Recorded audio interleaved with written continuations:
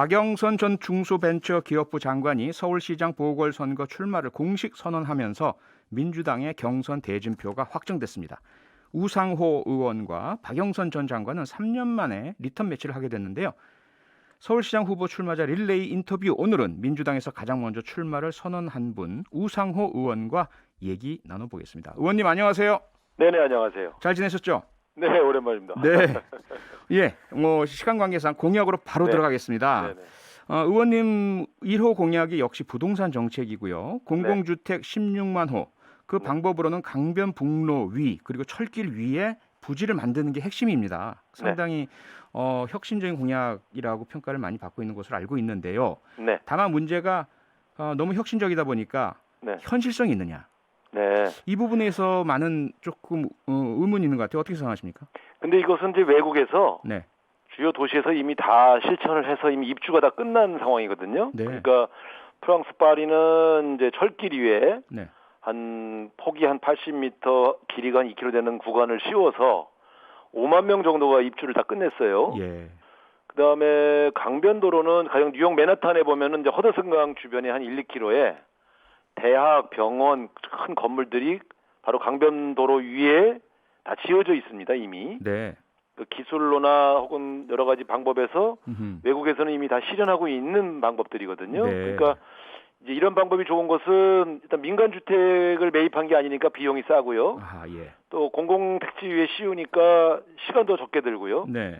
일단 되게 저렴하게 공급할 수 있다는 점에서 아하. 상당히 이점이 있죠. 그래서 저는 여기를 네. 그 공공 자가주택도 한 7만 호, 그다음에 전세주택은 한 월세와 전세주택은 한 9만 호 정도를 네. 철길과 강변도로 위에 역세권에 지으려고 합니다. 이것은 구체적으로 도면까지, 그러니까 지도를 보고 이렇게 구간까지도 네. 여기가 가능하겠다 해서 이제 계산을 해본 것이죠. 네. 그러니까 외국 파리나 뉴욕 같은 선례가 있고 그다음에 부지 매입의 필요성이 없으니까 네. 비용이 적게 든다. 이게 핵심인 것 비용과 같은데요. 시간이 참 절약되죠. 아, 비용과 시간이 절약된다. 네. 그런데 사실상 그런 도로나 철길 위에 구조물을 쌓는 것도 상당한 비용이 필요한 것은 사실 아닙니까? 그 건설 비용 자체를 보면 토목이 들어가면 지하를 파면 돈이 많이 들어가는데요. 예. 위를 씌우는 것은 훨씬 적게 듭니다. 아하. 근데 어쨌든 16만 원을 짓는 데 들어가는 비용을 추계를 한번 해보니까 예. 대략 한 5조에서 6조 정도가 들어가거든요. 네. 근데 제가 재밌는 말씀을 드리는데 제가 지금 자가주택을 7만 원 공급한다고 했잖아요. 예.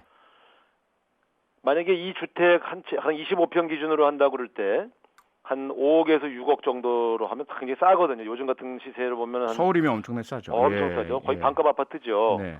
근데 이걸 만 세대를 공급하면 한 6억에 분양하면 6조 아닙니까? 네.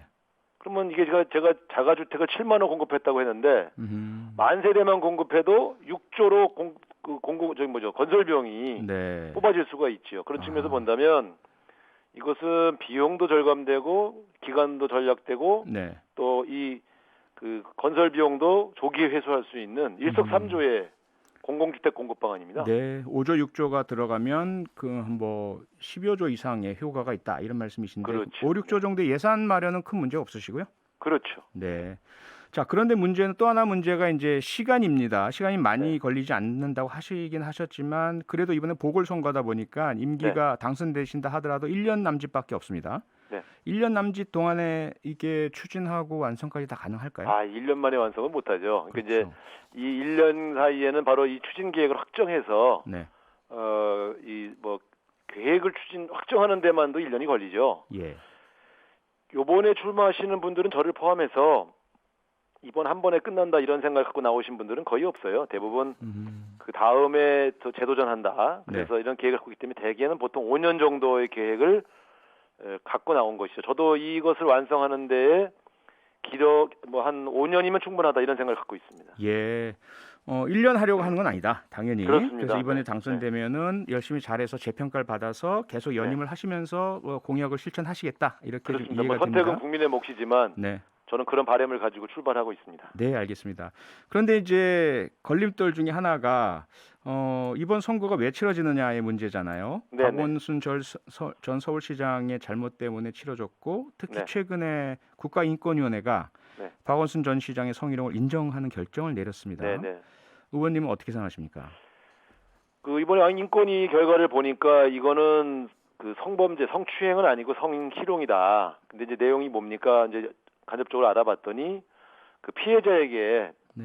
보낸 문자 메시지 중에 일부 문자 메시지가 부적절했다. 이렇게 판단을 내렸다고 합니다. 그래서 네. 이 국가기관의 결정에 대해서는 겸허히 받아들이고 저는 출마 선언하면서부터 송구하다 이런 사과를 드렸는데요. 네. 이런 문제의 가장 중요한 것은 결국 재발 방지 대책을 누가 더 잘 만들 수 있느냐 이런 문제 아니겠습니까? 네. 그런 측면에서 그 다시는 서울 시내에서 이런 불미스러운 일이 생기지 않도록 근본적인 근절 대책을 만들어야 되겠다. 그래서 서울시장 산하에 양성평등 전담 부서를 만들어서 네. 단순히 자문만 맡는 게 아니고 음흠. 여기가 실질적인 정책에 대한 스크린도 하고 또 서울시 내에 여러 가지 그런 범죄가 만들어질 수 있는 그런 여러 요소들을 차단하고 감시하는 그런 기구를 만들고요. 네. 또 이번에도 문제가 된 건 결국 피해자 보호 조치가 좀 미흡했다 이런 것들이 드러났습니다. 그런 네. 측면에서 이런 문제가 발생했을 때 빠르게 피해자를 보호하고 그 문제들을 해결해 나가는 이런 방식들을 네. 근본적으로 만들어내서 저는 서울시에서는 다시는 이런 불미스러운 일이 없도록 안전하게 환골탈퇴시키겠다. 네. 이렇게 말씀을 드리겠습니다. 네. 출마 선언을 하시면서 이미 이 박원순 시장 사건에 대해서는 송구하다는 사과 말씀을 네. 하셨다는 것과 네, 네. 재발 방지를 위한 대책을 마련하겠다. 무엇보다도 피해자 보호 대책 철저하게 구축하겠다. 이렇게 말씀을 하신 것으로 이해하겠습니다. 네. 부동산 정책도 그렇고요. 그 성희롱 방지, 성추행, 성범죄 방지 정책도 그렇고 일단 당선이 되셔야만 가능한 거잖아요. 네. 근데 1차 관문인 당내 경선 아직까지는 여론조사 결과가요. 박영선 전 장관에 비해서 조금 이렇게 격차가 나는 것으로 이렇게 나타나고 네네. 있습니다.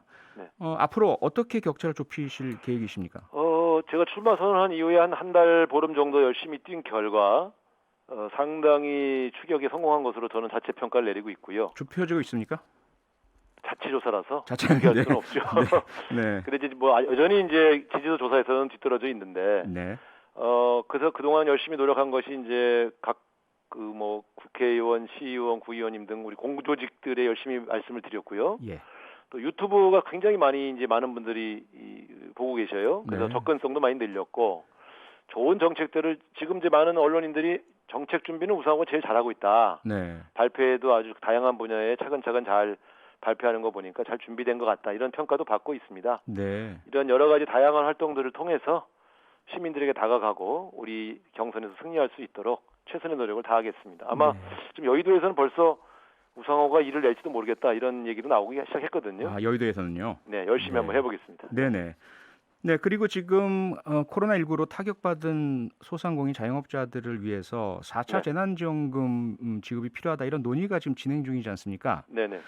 조금 전에 혹시 들으셨는지 모르겠지만 박성중 의원 국민의힘 그리고 네. 국민의힘 쪽에서는 4월 이전 지급이라면 이건 선거용이다. 그러면 안 네. 된다. 이런 비판 목소리가 나오고 있는데요. 네. 의원님께서는 언제 지급해야 된다 생각하십니까? 저는 지금 이제 피해를 입은 소상공인과 자영업자를 돕는 지원금은 야당도 협조를 해주셔서 네. 3차 재난지원금이 지금 거의 지급이 거의 진행 중에 있지 않습니까? 예. 이런 일은 전 계속 해야 될 거라고 보고요.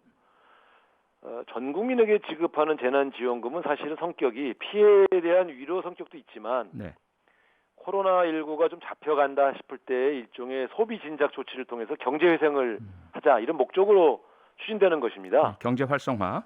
그렇죠. 네. 그러니까 아직은 코로나가 완전히 잡혔다 이렇게 볼 수 없기 때문에 지금은 좀 이르다 이런 말씀을 대통령께서도 기자회견에서 말씀하셨습니다. 예. 그래서 이건 아직 시점이 정해져 있는 것은 아니고 필요성을 좀 강조하고 있는 과정이다 이렇게 보고요. 네. 코로나19가 예를 들어 100명 이하 확 잡혀서 이제는 좀 그 거리두기나 혹은 5인 이상 집회 금지 같은 것이 좀 풀려서 네. 장사를 좀 하게 해줘야 되겠다는 시점이 올 때는 좀 검토해야 된다고 생각합니다. 네. 근데 아직 이것은 매돌이다 말할 수 없는 것이 네. 코로나가 언제 확 축소돼서 잡혀갈지를 알 수가 없기 때문에 네. 저는 그것은 아직 날짜를 확정할 수는 좀 없다 이렇게 보여지고요. 예.